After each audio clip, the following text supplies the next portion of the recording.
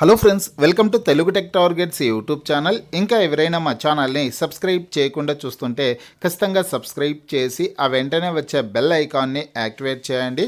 అలాగే ఈ వీడియో కింద డిస్క్రిప్షన్లో మా టెలిగ్రామ్ గ్రూప్ లింక్ ఇవ్వడం జరిగింది. ఆ లింక్పై క్లిక్ చేసి గ్రూప్లో కూడా జాయిన్ అవ్వండి.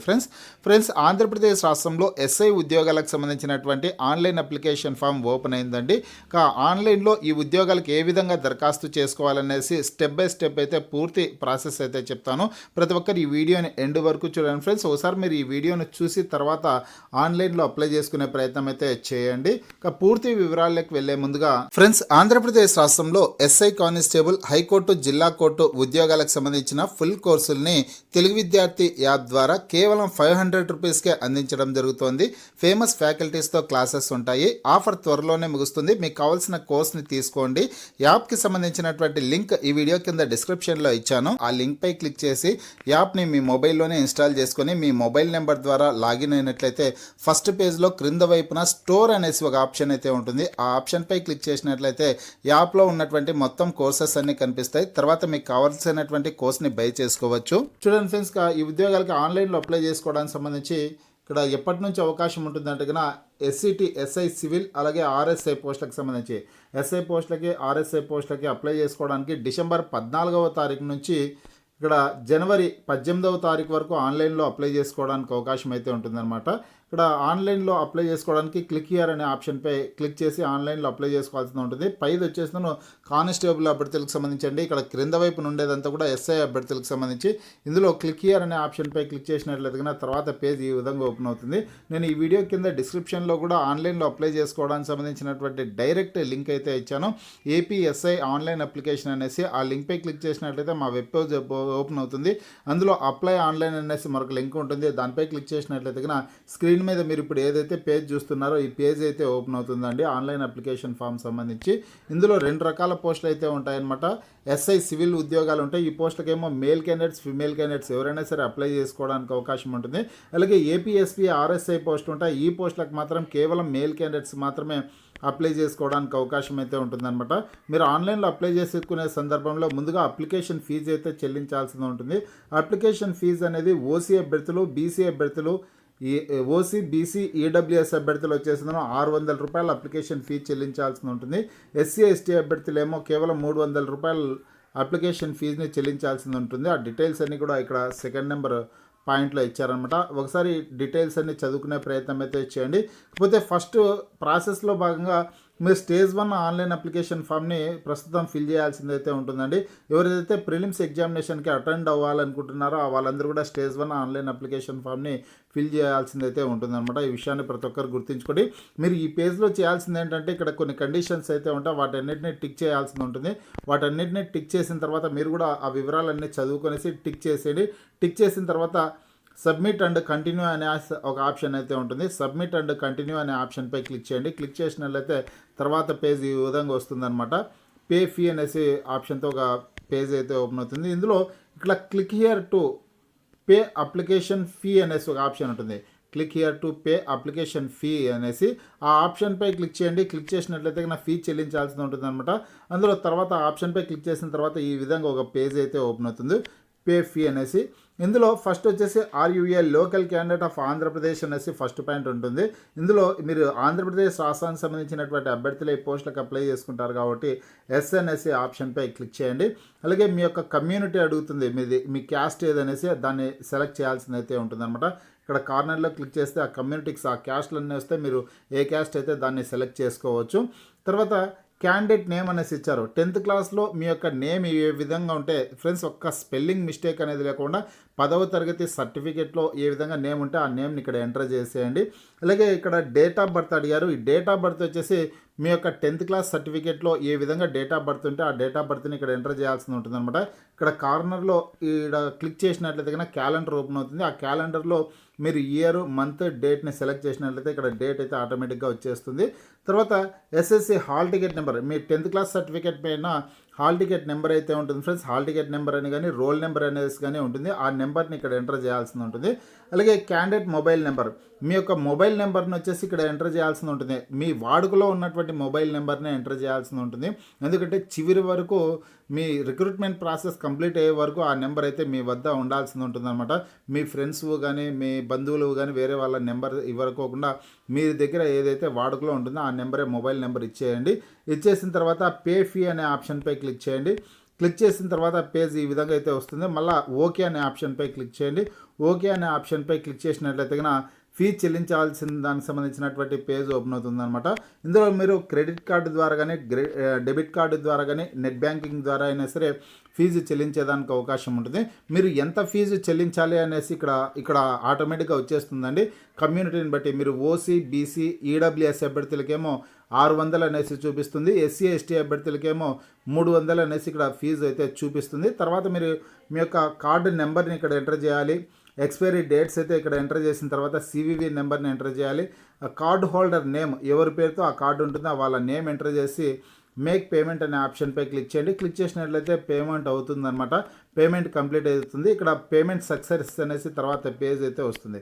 పేమెంట్ సక్సెస్ అనేసి వచ్చేసి ఇక్కడ ట్రాన్సాక్షన్ నెంబర్ ఉంది కదా, ఇక్కడ ట్రాన్సాక్షన్ నెంబర్ అయితే వస్తుంది. ఆ నెంబర్ని అయితే మీరు నోట్ చేసుకోవాల్సి ఉంటుంది. ఆ నెంబర్ని నోట్ చేసుకుని తర్వాత continue to fill the application form అనే ఆప్షన్పై క్లిక్ చేయండి. క్లిక్ చేసినట్లయితే కనుక ఆ ట్రాన్సాక్షన్ నెంబర్ని మీరు ఏదైతే నోట్ చేసుకుంటారో తర్వాత పేజ్లో ఈ విధంగానే వస్తుంది ఫ్రెండ్స్. అందులో ఇక్కడ పేమెంట్ ట్రాన్సాక్షన్ ఐడి అనేసి ఉంది కదా, ఇక్కడ మీ యొక్క పేమెంట్ ఏదైతే పేమెంట్ చెల్లించింటారో ఆ ట్రాన్సాక్షన్ నెంబర్ని నోట్ చేసుకుంటా అన్నాను కదా, ఆ ట్రాన్సాక్షన్ నెంబర్ని ఇక్కడ ఎంటర్ చేయాల్సి ఉంటుంది.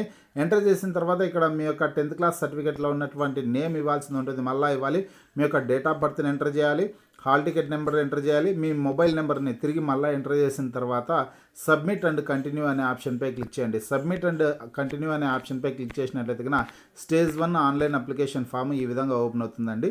ఇదనమాట స్టేజ్ 1 ఆన్లైన్ అప్లికేషన్ ఫాము. మీరు ప్రిలిమ్స్ ఎగ్జామినేషన్లో క్వాలిఫై అయినటువంటి వాళ్ళకు వచ్చేసి తర్వాత ప్రిలిమ్స్లో క్వాలిఫై అయిన తర్వాత స్టేజ్ 2 ఆన్లైన్ అప్లికేషన్ ఫామ్ అనేది తర్వాత మీరు ఫిల్ చేయాల్సింది అయితే ఉంటుందన్నమాట. ప్రస్తుతానికి స్టేజ్ 1 ఆన్లైన్ అప్లికేషన్ ఇది.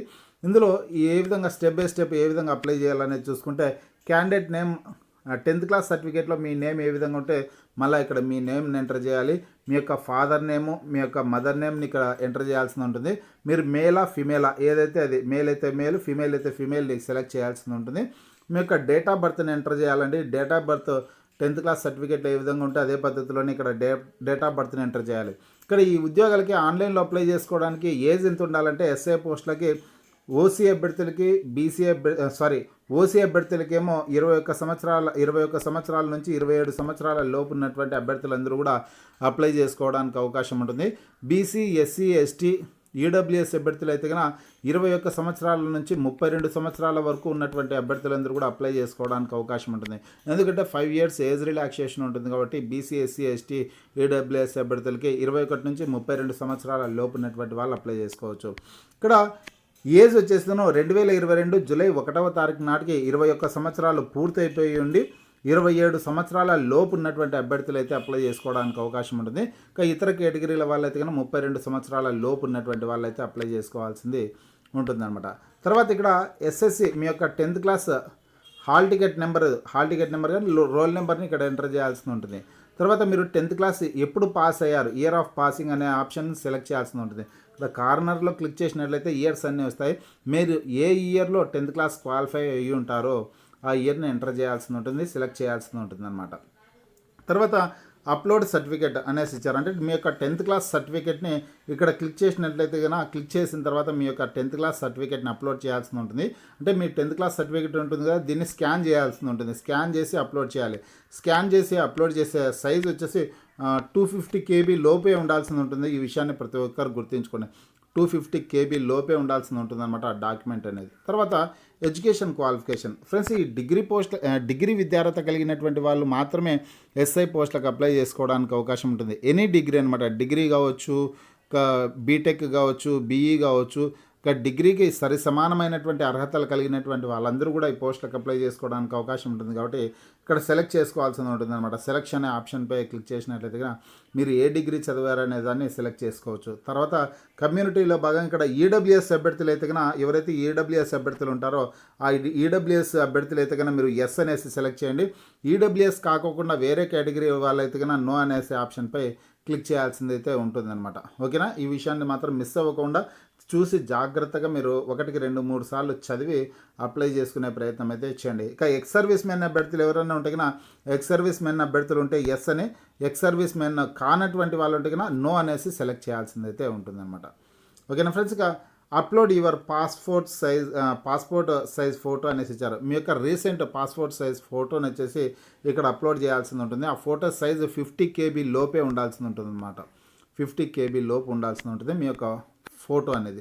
తర్వాత అప్లోడ్ సిగ్నేచర్ అనేసి ఇచ్చారు. మీరు ఒక పేపర్పై సైన్ చేసి దాన్ని స్కాన్ చేసి అప్లోడ్ చేయాల్సింది అయితే ఉంటుందండి. ఇక్కడ మీ యొక్క సిగ్నేచర్ అనేది అప్లోడ్ చేయాల్సి ఉంటుంది అనమాట. ఆ డాక్యుమెంట్ కూడా 50 KB లోపే ఉండాల్సి ఉంటుంది. తర్వాత ఐడెంటిఫికేషన్ మార్క్స్ అంటే మీ 10th క్లాస్ సర్టిఫికేట్లో మచ్చలు అయితే ఉంటాయండి, ఉంటాయన్నమాట. ఆ మచ్చలను వచ్చేసి ఇక్కడ మోల్స్ ఉంటాయన్నమాట. ఆ మోల్స్ని ఇక్కడ 1, 2 ఆ 2 కూడా ఎంటర్ చేసేయండి. సేమ్ 10th క్లాస్ సర్టిఫికేట్లు ఏవైతే ఉంటాయో వాటిని ఇక్కడ ఎంటర్ చేసేయండి. తర్వాత క్యాండిడేట్ మొబైల్ నెంబర్, మీ వాడుకలో ఉన్నటువంటి మొబైల్ నెంబర్ని ఎంటర్ చేయాలి. అలాగే ఈమెయిల్ ఐడిని కూడా ఎంటర్ చేయాల్సి ఉంటుంది, వాడుకలో ఉన్నటువంటి ఈమెయిల్ ఐడిని. ఇక do you have and Aadhaar card అనేసి ఇచ్చారు. అంటే మీకు ఆధార్ కార్డు ఉంటే ఎస్ అనేసి సెలెక్ట్ చేయాల్సి ఉంటుంది అనమాట. ఆధార్ కార్డు అందరికీ ఉంటాయి కాబట్టి ఎస్ అనే ఆప్షన్పై సెలెక్ట్ చేయండి. తర్వాత వచ్చేసి what is your preferred medium of exam అనేసి ఇచ్చారు. మీరు ప్రిలిమ్స్ ఎగ్జామినేషన్ ఏ మీడియంలో రాయాలనుకుంటున్నారు, తెలుగా, ఇంగ్లీషా, ఉర్దూనా అనేసి 3 లాంగ్వేజెస్ ఇచ్చారు. తెలుగు అయితే తెలుగు అనేసి సెలెక్ట్ చేయండి, ఇంగ్లీష్ అయితే ఇంగ్లీష్ అనే దాన్ని సెలెక్ట్ చేయాల్సి ఉంటుంది.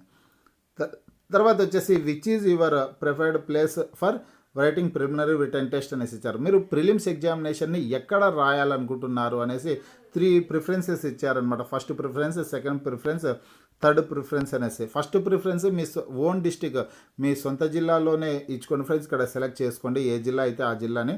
లేదు అట్లా కాదు, మీరు సొంత జిల్లా ఒక జిల్లా ఉంటుంది, ప్రస్తుతం మీరు వేరే చోట ఏదైనా ప్రైవేట్ జాబ్ చేస్తున్నా ఇంకో పని చేస్తూనే ఉంటారనుకుంటే అక్కడ దగ్గరలోనే మీకు ఎగ్జామినేషన్ సెంటర్ కావాలనుకుంటే ఆ జిల్లానైనా సెలెక్ట్ చేసుకోవచ్చు. ఫస్ట్ ప్రిఫరెన్స్ ఇవ్వాలి మీకు దగ్గరలో ఉన్నటువంటి ప్రాంతం. తర్వాత సెకండ్ ప్రిఫరెన్స్, థర్డ్ ప్రిఫరెన్స్ ఏవైతే మీరు కావాలనుకుంటారో మీ దగ్గర జిల్లాలలో, మీ పక్క జిల్లాలలో ఏవైతే ఉంటాయో వాటిని సెలెక్ట్ చేసుకోండి. ఫస్ట్, సెకండ్, థర్డ్ ప్రిఫరెన్సెస్ అయితే ఇవ్వండి.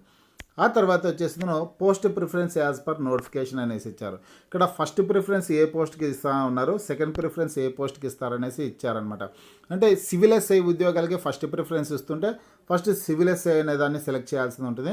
అట్లా కాకుండా మీరు ఏపీఎస్పీ ఆర్ఎస్ఐ ఉద్యోగాలకి ఫస్ట్ ప్రిఫరెన్స్ ఇస్తూ ఉంటే దాన్ని ఇక్కడ ఫస్ట్లో సెలెక్ట్ చేయాల్సి ఉంటుంది.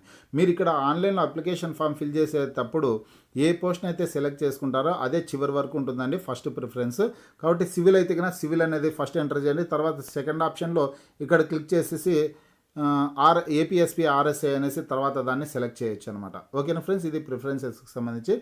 నెక్స్ట్ వచ్చేసి which is preferred district for appearing in PMT PET after you qualified in preliminary written test అనేసి ఇచ్చారు. మీరు ప్రిలిమ్స్ క్వాలిఫై అయిన తర్వాత ఫిజికల్ మెజర్మెంట్ టెస్ట్లు, ఫిజికల్ ఎఫిషియన్సీ టెస్ట్లు ఏ జిల్లాలో కావాలనేసి కోరుకుంటున్నారు అనేసి ఇచ్చారు. ఇక్కడ 2 ప్రిఫరెన్సెస్ ఇచ్చారు. ఫస్ట్ ప్రిఫరెన్స్ ఏ జిల్లాకి ఇస్తారు, సెకండ్ ప్రిఫరెన్స్ ఏ జిల్లాకి ఇస్తారు అనేసి ఇచ్చారు. ఇక్కడ మీరు ఫస్ట్ ప్రిఫరెన్స్ ఏ జిల్లా అయితే దాన్ని సెలెక్ట్ చేసుకోండి. మీ సొంత జిల్లానే కావాలనుకుంటే ఫస్ట్ మీ సొంత జిల్లాని సెలెక్ట్ చేసుకుని సెకండ్లో వచ్చేసి మీ పక్కన ఉన్నటువంటి జిల్లాని సెలెక్ట్ చేసుకోవచ్చు అనమాట. ఓకేనా, మీరు ఏ జిల్లా కావాలంటే వాటిని ప్రిఫరెన్సెస్ రూపంలో పెట్టుకోవడానికి అవకాశం అయితే ఉంటుంది. నెక్స్ట్ ఫ్రెండ్స్, ఇక్కడ are you a local of state of Andhra Pradesh అనేసి ఇచ్చారనమాట. మీరు ఆంధ్రప్రదేశ్ లోకలా లేకపోతే అదర్ స్టేట్ అనేసి అడుగుతుంది. ఆంధ్రప్రదేశ్ అయితే ఎస్ అనేసి ఇచ్చేయండి.